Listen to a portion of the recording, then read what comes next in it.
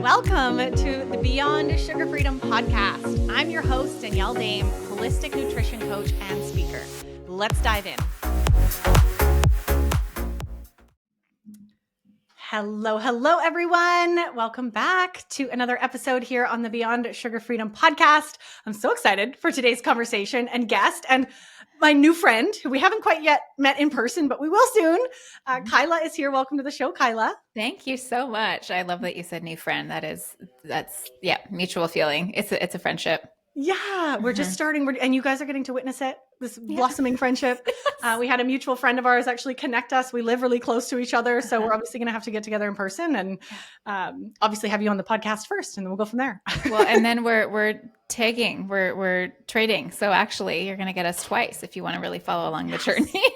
Yes, of course. And, I want you to, and I actually introduced that in your bio, your podcast. Amazing stuff that you're doing. Yeah. I'm so excited to bring your wisdom onto the show. I was sharing with Kyla just before I started recording that we've talked about breath work. We've talked about somatic work a bit, obviously from my point of view and what I've learned and trained, but Kyla has trained with different teachers and has a different angle and aspect. And I'm really excited to bring that forward and to learn from you, Kyla, and, bring that to my audience as well. So before we dive into all that fun stuff, I love starting off, would love to hear or for you to share with my audience, like, what is your story behind getting into health and wellness? I know could be like hours long, right? When we talk about our story, but it'll be a 5-part series. In terms of getting into what you're doing now and just your interest in health and wellness, what sort of started that for you and got you there? Yeah, I will shorten this because I'll like Cliff's notes it because it could be long. I first started in health and wellness as a personal trainer. So when I was graduating high school and all of my friends were registering for university and college, and they all seemed to really know what they wanted to do. Like, I'm going to be a teacher. I'm going to be a doctor. I'm going to be an engineer. I was like, man, oh man, I have no idea. How do you all know this? But what I did know is I loved exercise, movement, fitness, and I loved people. And I didn't know any personal trainers at that point in my life. I don't even think I knew that was a job, to be honest. Anyway, I began studying and teaching group fitness. I was teaching aerobics, like as an 18-year-old, like step class. And oh my God, what a time. I hated that, but I loved the teaching, the sharing, the leading, the coming together and moving together. And so that evolved into a 15-year career as a personal trainer. And I was deep in that world. I was competing in fitness competitions and training people for shows and working with a supplement company and working with magazines and having this, what it truly was fun. It was a really fun time, but I know that it looked a lot more, I'll even say glamorous on the outside. Inside, I was really fighting this knowing that there's more. Like there has to be something deeper than this. It felt so superficial to me. I, would have these amazing humans come to me for training, and they all wanted to change something about themselves. They wanted to, fix something. And I wasn't any different. I was also trying to change and fix things about myself. But when I started to really open up and listen to my clients, it became really obvious that these things about their bodies that they wanted to change or fix, that the actual problem, if we can call it a problem, was way deeper. And it had nothing to do with their physical body. It had nothing to do with how they looked. But I didn't have the tools. I didn't really even understand what that meant. There was just this knowing that there was more. And then I started teaching yoga, which I thought was the more. I was like, oh, maybe this is it. We're really celebrating and honoring and exploring what the body can do versus what it looked like. We were accessing emotion, right? People would sometimes leave a class and be in tears or in Shavasana in tears. And I was like, okay, we're getting somewhere. We're going deeper. But I still hadn't accessed what that deeper was in myself. And so it was really hard for me to witness even what that would be for someone else. So yoga wasn't it, but it was closer. And then I was invited to a breathwork session in 2019 by my acupuncturist, who I love and adore. And I assumed that breathwork was what I was doing in yoga. I had no idea what breathwork was. And so I kindly declined her invites every time because I was kind of like, I don't need that. I already do that. Like, thanks, but no thanks. And finally, I went. I don't know why. I don't know what changed. I went to this breathwork session, and it's, conscious connected breath like you offer and have trained in. And so, and I'm sure some of your listeners know, that it is not the same as yoga. It is not the same. And my whole mind blew open. I had such a profound experience, and I won't go into detail about that. I share it on my podcast, and I share it, but it connected me to the acknowledgement that I had no relationship to my voice. I was so disconnected from my voice, which to me is like everything. Like, if you don't have a voice, you have no power. So ultimately, I was disconnected from my power as a human. But I found it in that session. And it was so big and so profound for me, the whole experience, that I left that session. I said, "Who is your teacher?" She told me who her teacher was. I went home. I Googled him. He lives in Calgary. I live in Victoria. And he happened to be running a level 1 immersion in Victoria like 2 months later. So I registered for it. And then I proceeded to set my personal training business up to close. And I started to like burn it to the ground, basically. And then I did. I just burned it to the ground and started like a, multi-year training with my teacher, and didn't work for a year, pretty much. Was like, what did I just do? But I knew that I was not here to teach fitness classes and help people do bicep curls. Like, I was not here for that. I was here to help people access that depth that I had just experienced in whatever the heck that was. And here we are 5 years later, 4.5 years later, and I eat, sleep, breathe it. It's everything to me. It has changed my life. It continues to change my life. I watch it change the lives of people every day. And I don't know what I was doing before. It's like life before breathwork and life after breathwork. Yeah. Mm-hmm. Wow. Yeah. So beautiful. Thank you for sharing that, Kyla. I see so much of my story in that, except, my fitness was sugar addiction. Like, started with like food addiction, sugar addiction, and then realized it's actually not about the addiction. It's like what's happening underneath. It's not even about sugar. It's like what's happening underneath. Right. And we continue to follow the threads, very similar to you. And like, what's that next piece that's a bit deeper? What's that next piece that's this is it, right? This is it. And I think that's kind of how I've fallen into breath work as well. I'm just seeing, wow, like the somatic work, the trauma work, the like depth of, okay, now we're getting somewhere, right? To actually create lasting change in our lives. And that's so incredible. I love that leap of faith that you took. Wow. Taking a year off, being like, this is it. And really, like, I sense so much, obviously, self-trust in that, or trust in something bigger, right? You have to trust. You're like, this is going to unfold. Yeah. And that's sort of it. Like, I wasn't connected to that part of myself before. I didn't trust I don't think anything or anyone. Yeah. It was a wild time. Yeah. And your voice, I think that really, I want to pull that out, because that's something we need to talk more about here on the podcast. I'm making a mental note for more episodes of this, but I'm seeing that too, in such a gift in breath work and in psychedelic work. And I mean, there's so much work, somatic work in general, right? That helps us access that. And I see that with all of my clients. Ladies listening to this podcast, 99% of you are majorly blocked, right? In your voice, your ability to speak for yourself, speak your truth, feel valued and being heard and seen. Like, there's so much there that's just like right here. Right here, and being able to even make sound, and having that experience with letting that go for the first time in a breathwork journey, like, no doubt is going to be really shocking. You were probably a bit shocked, like, where did that come from? Right. And well, it was the opposite. It was the opposite for me. It was how I'm going to a little bit tell the story. Yeah. So we're breathing and all is well. And she invited us to shake our arms out and move the energy out. Totally normal. Yeah, you're nodding. I know that you know that.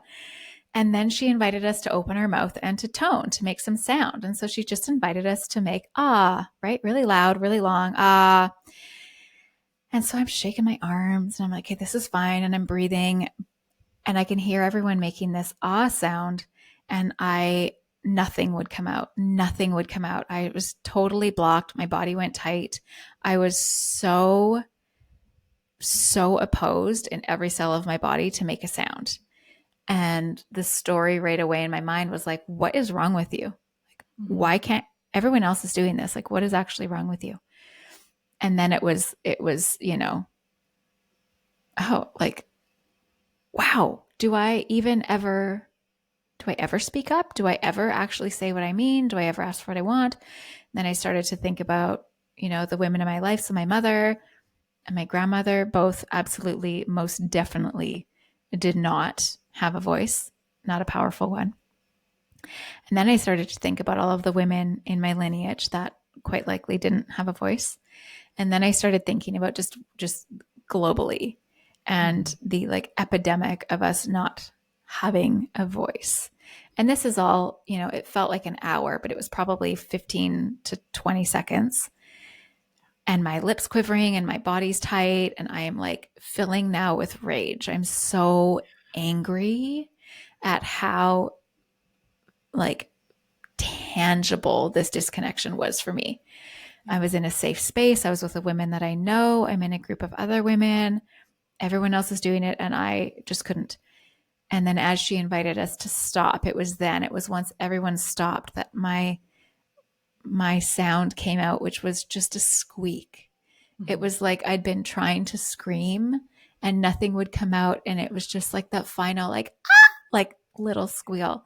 And then waterworks, this whole rush of emotion, but this rush of like a knowing, like such a strong felt sense, knowing that whatever that story was ends here, like hard stop right here. Yes. And it has stopped. And I have now since had the loudest, most insane, beautiful, therapeutic, cathartic screams in breath sessions that just feels so good.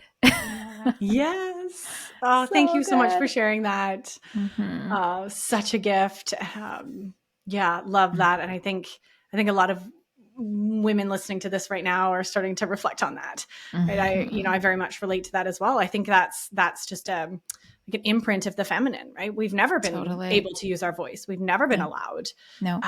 Women have been stifled and shut up and stuffed down for since the dawn of time, right? And it's time to put an end to that because it's not serving us, and our voices are so needed. So I love that you discovered that in breathwork. That's so powerful. Thank you. Yeah. There's a song that I hear often, and I work also similar to you in some medicine spaces. And one of the songs that comes through with our lead facilitator, there's a verse in it and it says, "Your story is your offering." Mm-hmm. And it gives me chills every time I hear it. And it's true. Like what is coming through our voice, our story, what we have to say, that is our offering to the world. There's medicine in that. There's magic in that. There's something in what you have to say for someone. And so don't just say it once. Like keep saying, keep singing, keep speaking, keep yelling, keep sharing, keep teaching. Mm-hmm. Yes. That's so beautiful. Yeah. Thanks for sharing that. Yeah, you're welcome. I feel like, okay, I want to pull back a second here because we just like really went into it and I love that. But I want to, for anybody who hasn't heard me explain it, but we'd love to hear you explain it. I think a good place here would be to explain breathwork.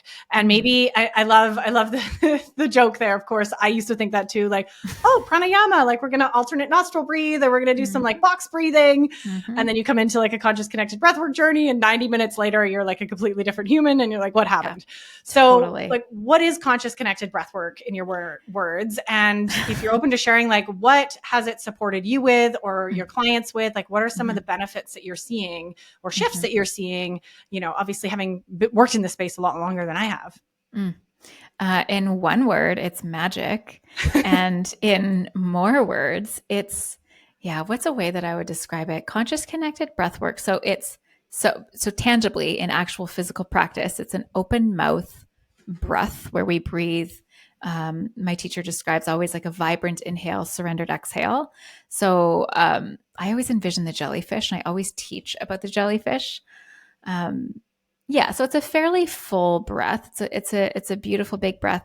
It's actually the way that our body knows to breathe most organically if we were free of all of our resistance and fears and thoughts and ego and rigidity. If we were just this existence as we were when we were born. So when we were first born, and you're going to get to experience watching this very soon, watch a brand new infant breathe. They are breathing in a conscious connected cycle. Watch a puppy breathe, watch any baby animal, watch them breathe. Or if you have an opportunity to be with someone on their last few breaths, they are also breathing in a conscious connected breath cycle. It's because it's our conscious, it's our ego, it's our thinking, it's our stresses that cause us to breathe in all sorts of funny, messed up ways that we breathe as humans. But if we were free of that, if we were completely out of our conscious and in the subconscious, that is how our body would organically breathe, which I think is fascinating. So conscious connected breathwork is a way that we can exit the conscious, land up in those subconscious spaces and the subtleties of our existence, which is where all of our shit is stored. All of our stories, all of our wounding, all of our traumas, all of our goods too, all of our joys and our pleasures, all of that is in there as well. But we generally access those a bit easier. All of the stuff that we internally struggle with lives in our subconscious, lives in the subtleties, lives in the tissues of our body. And it's pretty hard to access that from a really conscious place, but it's really easy to access it from a subconscious space. So whether it be a psychedelic or a plant medicine or a conscious connected breathwork session, the intention is to bring us into those subconscious spaces. And when we get into those places, we now get to be like the loving witness, this loving witness of what's going on in there. And the parts of us that are really ready to be seen and witnessed and tended to and healed and honored and whatever needs to be done, those parts will surface. So if you're in a breath session and you meet some emotion, that's what's happening. There's a part of you that's like, hey, I'd really like some attention, please. And we have the opportunity. We can do one of two things. If we're in a breathwork session and an emotion comes up, one of two things will happen. We will do our pattern, which for a lot of people is to shut it down, do a big swallow. Nope, get rid of that, wipe those tears away, come back to the body, come back to the room and think about something else and shut it down completely. Or what I would hope we get to do is let that part come through. And us in this, solid, sovereign, strong, healthy, vibrant adult body gets to do the repair work of that part that was wounded. So we just get to show up and witness and love. And our job is not to fix it. Our job is not to judge it. Our job is to literally hold our own space and let that emotion be there. Let the experience completely experience itself, like come to full completion. Because what often happens and why we hold these traumas or pains or wounds or repressed emotion is that whatever the experience was, our response to it didn't get to fully happen. Mm-hmm. And so we stay stuck in this pattern, this holding, and then it probably gets pushed down to the bottom. And we then carry on, forget it ever happened. But when something triggers it, so something similar happens and it triggers that old thing, that uncompleted process of emotion will show up again. Mm-hmm. And so if an emotion comes up in breathwork, it's only because you have actually created a container within yourself that is safe enough and able to process that. So what a gift to be able to hold that space for yourself and let that process without having to even make sense of it. I don't have to even understand why I'm crying right now. I'm just going to be with this part of myself, let her cry, carry on. Because what generally happens after we release, be it rage, anger, grief, sadness, there's joy, there's pleasure, there's happy, there's laughter, there's bliss. Like those pieces that we want, they're all underneath that stuff. And so it's really a beautiful opportunity when we go into these breathwork sessions to repair the relationship we have with ourselves. Yeah. That's a really beautiful way of putting it. I'm having this mental image of like Mary Poppins' bag as you're talking and like pulling out all the crap on top, like these massive things to get to the bottom, right? Where there's peace and joy and, space and expansion. The bag is empty. It's expansive. I don't know. Yes. I love that. It's a great visual. That's a great visual. And then in terms of like how it's supported myself or clients, my goodness, like so many ways. Could I even say the most common? Connection to self, which I think for someone who doesn't understand what I mean when I say that, that doesn't sound very important. For someone who's experienced that, like I did in that session, where you're like, oh my God, I am finally connected to myself. It's huge. And so clarity is a big one, right? Clarity on so many things. What needs to happen in my life next? I need to phone my dad and apologize. I had someone come to a breath session who hadn't spoken to her father in like 20 years. She was so mad at him about something that happened. And in her breath session, she had this visual of him as a young boy, and she watched what he went through and came out of it and goes, oh my God, it makes so much sense. I love him so much. I need to call him. She called him, and their relationship has been like wild cakes since then. So clarity, understanding. I recently had a woman come out of a session. It was her first session, which was so cool. I've known this woman since middle school. And she came out of her first session and she says, I don't really know what just happened, but I love myself so much right now. And prior to that, literally like 15 minutes before we started breathing, we were in a coaching call and she was talking about all of the reasons that she doesn't like herself and how she hates her body and all of the things that she doesn't do right. She came out and she said, I love myself so much. And I've been looking outside. I've been looking for someone to love me like this. And it's just right here. And so that, when I say a sense of connection to self, you can't take that away from someone. So sure, she might leave and have another couple bad days. She might have, something come up in a month and a year that makes her maybe spiral into some of those thoughts again, but she will never, ever, ever forget that feeling. And so it's an anchor for her to come back. Connection to body, connection to their power, connection. Again, the voice is a big one for women. It like clears. I have a client who describes it as her spiritual hygiene. So she does it once a month. And it's like, it just clears the gunk. It clears the clutter. Because again, our bodies will take and hold all of this, all of our experiences, all of our stuff. And then we get really full. And when we're full, we're quite, what's the word I want to say? We're more likely to lose our temper, snap on someone we didn't mean to snap on, lose our creative juices in our business because we're just so full and rigid. Whereas if we can just breathe and release some of it, we create so much capacity. We create so much room to become more of ourselves. And in terms of capacity, it's like, can you imagine if you ran a team? Maybe you're a manager or a supervisor or a team lead, or you run a company. Can you imagine how much smoother business would go if you had capacity to take on the challenging conversations or the challenging emails that come in, or to parent your children with so much more capacity to just be with their big emotions because you've released yours, or to be a better partner? Like, think of how having more capacity and patience and space and love in your body could benefit your life. It could benefit, of course it will. Of course it will. And so if nothing else, if it sounds really woo-woo when I say a deeper connection to yourself and, whatever, what about just creating capacity to not be a jerk? Yeah.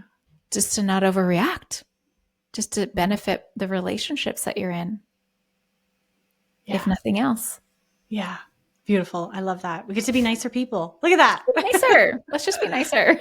Yeah. And I'll plant the seed to bring this into obviously the theme of my podcast as well. Like everything that you just said, Kyla, everyone listening, the absence of all those beautiful things you just mentioned is why most of you are binging on sugar. Most of you are reaching for food because you don't know who you are. You're disconnected from yourself. You're avoiding your emotions. You don't know how to feel them. You don't trust yourself. You're angry at your husband. Like all the things that you just mentioned, right? When we don't have a relationship with those parts of ourselves, we will go towards some sort of numbing out coping pattern, whether it's Instagram, cocaine, alcohol, sugar, pick your vice.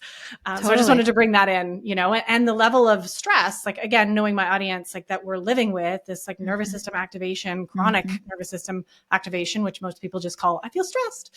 Obviously breath work, as you know, and what you've mentioned, just helping calm you down a bit, level you down, like teach you how to not get activated when you get that nasty email, right? And not take it personally and just so much, right? I mean, we could have a conversation about all the things that it would change in your life for hours. All the things. Also, too, I'm just going to place this here for people who are like, I don't really know. I don't really know if I need breath work. What is the first thing that they will guide women into when they're going through labor? Breath work. Yeah. That and drugs. Well, yeah. I'm like, oh boy, what's the first thing they tried to push on me? No, I'm not there yet, but that's where my mind goes. Yeah, of course. In the process, though, it's like, okay, your breath, like, there's a reason there's Lamaze classes. It's all about your breath. It's your number one ally. It's literally the reason you're existing right now is because you're breathing. So for anyone who's like, I don't need breath work, like I was, okay, yeah, you do, because try not breathing. Just try it. See how long you go. Yeah. And then how fascinating when we can learn just this simple yet profound technique of like how to breathe that can help us access like our own inner healer, right? It's just, it is, you said earlier in one word, magic, right? It does feel like magic. And if anyone listening to this has never experienced it, you're going to probably think we're talking crazy here. So go and experience it and then come back and talk to us. Because it is something you have to go through yourself and really to understand. It is. Yeah. Yeah. It's so beautiful. Okay. So, I want to talk about somatic, the word somatic. I know you work in that realm as well, as I do. This is kind of a word that's being thrown around a lot now. I'm hoping most of you listening now, because we've talked about somatic therapy and somatic, different modalities and things here on the podcast, but just in case, would love for you to share your view on what is somatic work. And also, I'm curious here because I know we both live in BC. So obviously around the world, there's lots of different things. I know one of the things that I loved about my teacher in breathwork was that he brought in the somatic component. There are a lot of paths or teachers, even in conscious connected breathwork, who only really bring the sort of spiritual aspect to it, or the, like, you're left alone in your process to it versus let's work with you and your nervous system and actually move shit out. So curious if you can speak to like how you bring that into breath work. And that's a lot of questions in one. So I'll stop there and let you dive into how you use like somatic tools and how that ties into breath work and how you've noticed that help. I first just want to say I find it so I really don't like that anyone doing this work would not be bringing in somatic work. I find that so edgy and dangerous, and I don't feel good about it. Okay, placing that right there. Anyway, okay, I can go. I'm not going to go down that rabbit hole. Somatic work. Now I kind of want to go down that rabbit hole. I'm like, she teased us. We'll pin it, and then if we want to come back to it, we will. Yeah. Somatic. Yeah. Somatic's become a really trendy word. I had a client reach out to me the other day and she's like, hey, what do you know about somatic yoga? I think I want to try it. I see the ads on my Instagram and my Facebook. And I was like, oh God. Yoga is already somatic. Moving your body is already somatic. Going to the gym, it's already a somatic practice. Dancing, somatic practice. Walking, somatic practice. Soma is of the body, right? So our physical body, our mental body, our emotional body, our spiritual body, it's all of the pieces of us that make us a being. And it's the connection of like mind, body. Mm-hmm. So talk therapy, I'll just use that as an example. And I do want to place this here. I think talk therapy is great. And I think it really holds its place. And traditional talk therapy is very logic. We're in our head, we're thinking, we're talking. We're not really accessing the body, right? There might be tell me how that makes you feel, which is such a, cliche question. Well, someone's probably going to say it makes me feel angry. Okay.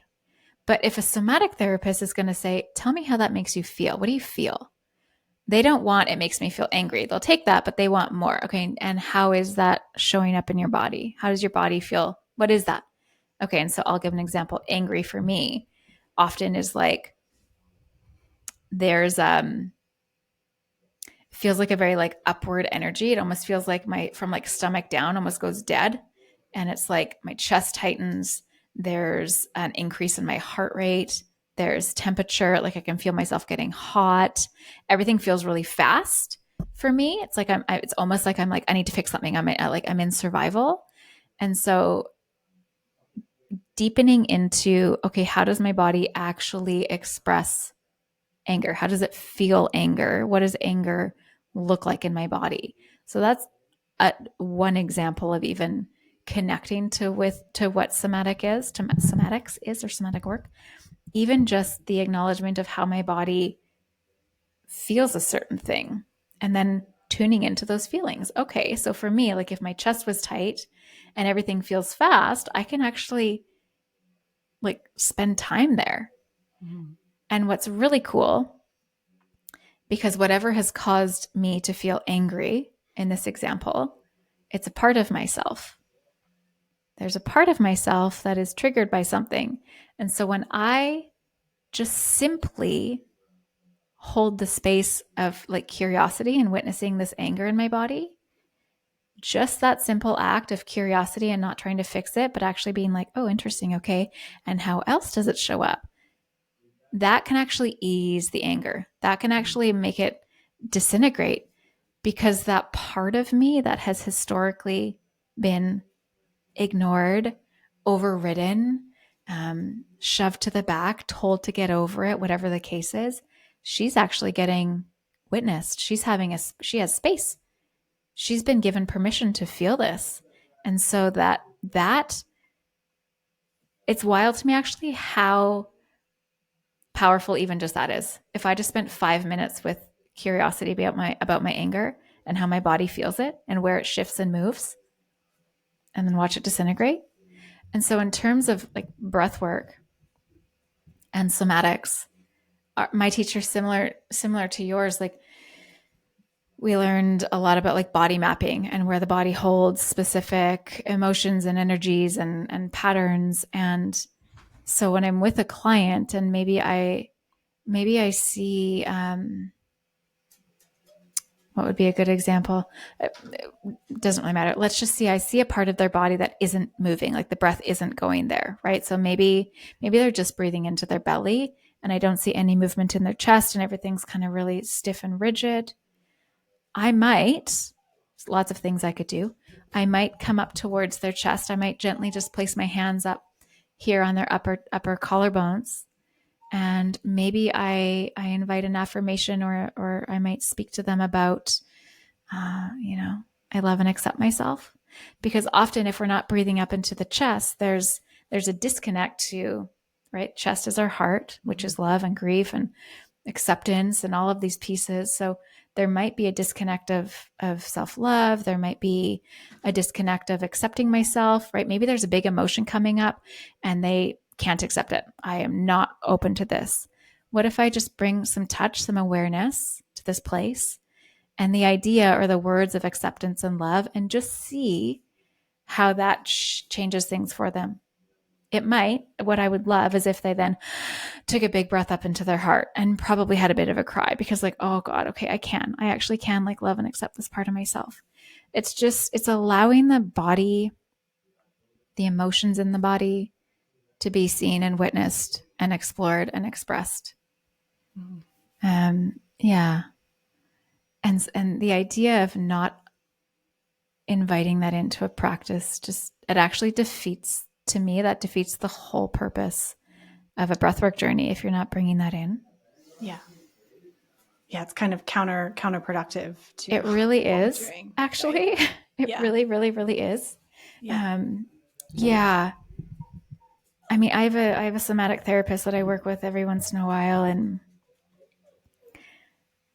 you never know what you're getting with a somatic therapist. It could be a movement-based practice. It might start with like traditional talk therapy where they're asking you questions and they're really just watching you unravel yourself, kind of. I had a session where I was making some business decisions and I was feeling very overwhelmed and really chaotic in my brain.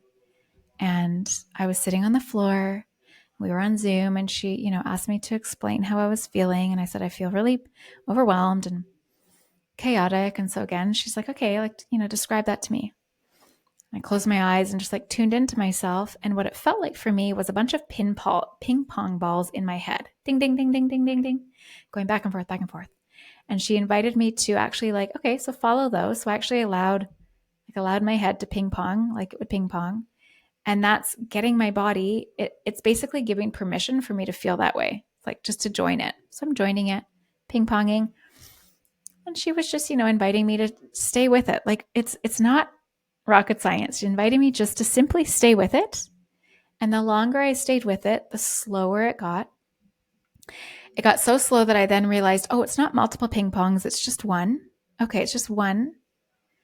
And, it was an hour-long session, so we don't need to go into all of it. By the end of it, I was laughing. I was like, oh my God.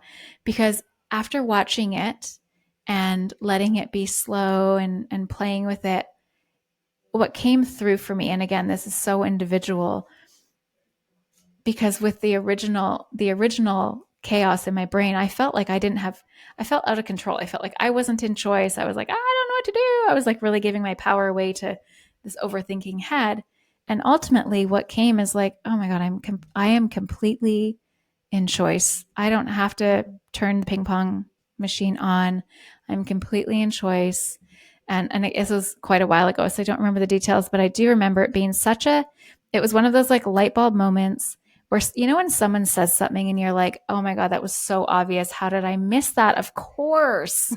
It was one of those moments. And I would have missed that if I just kept going fast and didn't take the opportunity to slow down. Yeah. Somatic work is slow. Somatic work is very slow and very subtle. And the reason is that trauma or stress or overwhelm is too much, too soon, too fast. Mm-hmm. And so the only way to move ourselves out of it is to go really slow and gentle. And we're a really fast society. We're very busy people. We're doing a lot of things, and there's a lot of external stimulation. We've got screens and phones and windows and traffic and TVs and children and families and car. Like there's a lot. And we can feel like we have to do a lot. And so we're go, go, go, go, go. And we miss it all. We miss our opportunities to heal. We miss our opportunities to recognize what's actually going on. We miss opportunities to say something. We miss opportunities to hug people. We miss a lot when we're going really fast. Mm-hmm. And so permission for us all to slow all the way down. We were talking about that before we hopped on. Yes. And just start paying attention with some curiosity. Like what happens? I would even invite people listening, not right now because you're listening to the podcast, but when you're done, turn everything off, sit in stillness, and just notice what happens for you when you ask your body to be still. Yeah. Just notice what happens. Yeah. So it's so simple. I love that you just said that, and a beautiful sort of action item here at the end, Kyla, because that's been a big part of my journey. It is learning to slow the H down and to get out of the masculine and my head and the organizing and the planning and the brain, which is how we're all trained and how we're all raised in our society, and get into the body, which is the feminine, the emotions, the flow, the slowing down. And I can just absolutely hear the people listening to this podcast going, I can't do that. I don't want to sit still, right? Or trying it and then having all the resistance. This is weird. This feels awkward. I quit. Never mind. I'm going to go do the dishes. And like, I just want to share anyone who takes Kyla's challenge and does this, just noticing those resistances and know that that's totally normal. I had to break down all my walls as well. And it's a path and a journey to actually learn to just be. And presence is the word that comes up. Learning how to actually be present in your life and not subscribe to the rat race that is pushed at us in every advertisement and every movie, and really, take back our divine right to enjoy life and go slow and like look after our nervous system. So we're not running around like stressed out ping pong balls, like you said, all the time. And how that just dramatically changes your life is, it's hard to put into words. I am the same. It's been like my mission the last 5 years is like, what does it mean to be slow and present? Yeah. It can be a challenge. And I challenge you all. Yeah, it's hard. Well, I'm accepting that challenge because I know we were talking just before, right? That I'm slowing down big time with my business, my life. I'm like really consciously pulling a lot of things back as I prepare for like my planned sort of year off of motherhood. And the reason I'm doing that for many reasons is so I can actually be present with myself, with that experience. And it's kind of a little bit of like a experiment for me. To like really be in that new experience for myself without being distracted by work or other people, my clients, even though I love all of you, but of course. It's gonna be like the ultimate slow down, I hope, and really just getting back to, those parts of me that might have been forgotten when, I'm in the busyness of life as we all get caught up in. Yeah. And it's just, this life is beautiful and vast and can feel like it takes forever, but it's painfully quick. And, I don't want this to be a low note. We're not leaving on a low note, but you just ultimately never know. You never know. And what I do know is that we never, ever, ever regret those special moments. And we miss those moments if we're too freaking busy. Yeah. So let's create a life that we look back on with laughter and celebration and so many good stories. And let's not create a life that we look back and we're like, oh yeah, it worked a lot. I remember all those Instagram reels I watched. Do you remember those? Right. Yeah. God, those hours and hours I wasted. Yeah. With a screen in my hand and my face. Meanwhile, you've got this stunning world and people who love you. Outside. Yeah. So much to explore. I love this. And, I want to be respectful of your time and sort of start wrapping things up. Where can people find you online? And also, do you have any other, any other pieces that we didn't cover today that you want to share? Any other messages that you want to share with women for them to take from this episode and remember as they move forward in their healing journey? I don't know that we didn't. I mean, I'm sure there's lots we didn't cover that we could talk about, but what I will just share is I didn't realize I am I am my ideal client. I think back to how separate I felt from the world and how competitive I felt with other women my whole life. And that kept me incredibly disempowered and lonely. If I look back and I'm really honest, women are life changers. We're life makers. You are powerful beyond your mind will never understand how powerful you are. And there are people who want to hold you up and support you and shine light on you. And so just permission to find those people and to live that version of your life. And I'm excited for that, for you, for all of us. Yeah. Where can you find me? Mostly on the Instagram and my website. I don't know when this is airing. I am doing a rebrand, but everything will be linked over. So I will just give you the current info, which is Instagram is thesacred_essentials. And my website is thesacredessentials.net. And that's pretty much it. Oh, the podcast. I keep forgetting. That I do that. Amazing podcast. And I do it all the time. Reclaimed is the podcast, and it is the podcast for women reclaiming their power. It feels really fun. And you're going to be on it so soon. I'm going to be on it. Yay. Yes, I can't wait to flip the roles. And definitely I'll make sure all those links are below in the show notes, all your current links. And good luck with the rebrand. I know that's a big job. So really excited for you.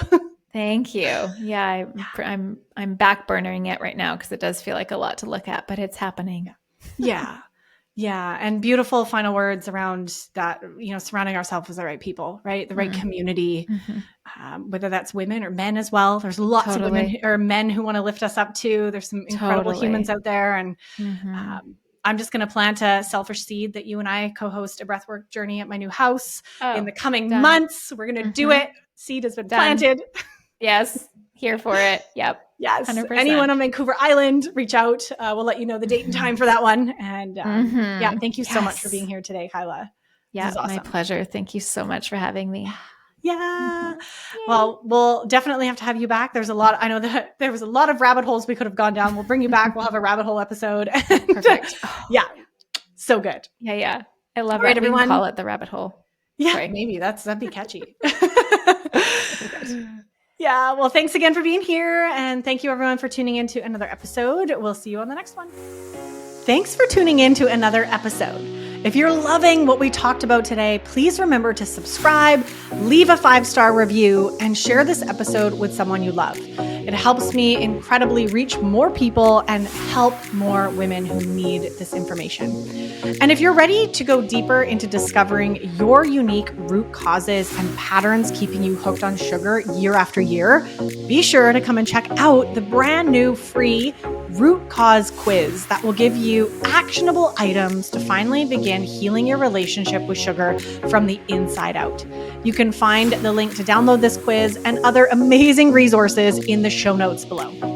I also wanted to just take a quick minute to share a disclaimer. The information provided in this podcast is for general purposes only and is not at all intended to be professional medical advice, diagnosis, or treatment. And as much as I do my best to bring you up-to-date and accurate information, please remember that I'm also sharing my opinions, stories, and ideas that are ultimately not supported by mainstream science. My personal advice should not be taken as professional advice, and you are always encouraged and advised to consult with your own healthcare practitioner before making any changes to your health and wellness routine. This podcast is intended to inspire and offer you alternative views to healing your relationship with food, mind, and body. It is up to each listener to take responsibility for their own health and wellness decisions. I hold no liability or responsibility for your results or lack thereof. Thanks for tuning in to the Beyond Sugar Freedom podcast, and we can't wait to see you in the next episode. Let's go.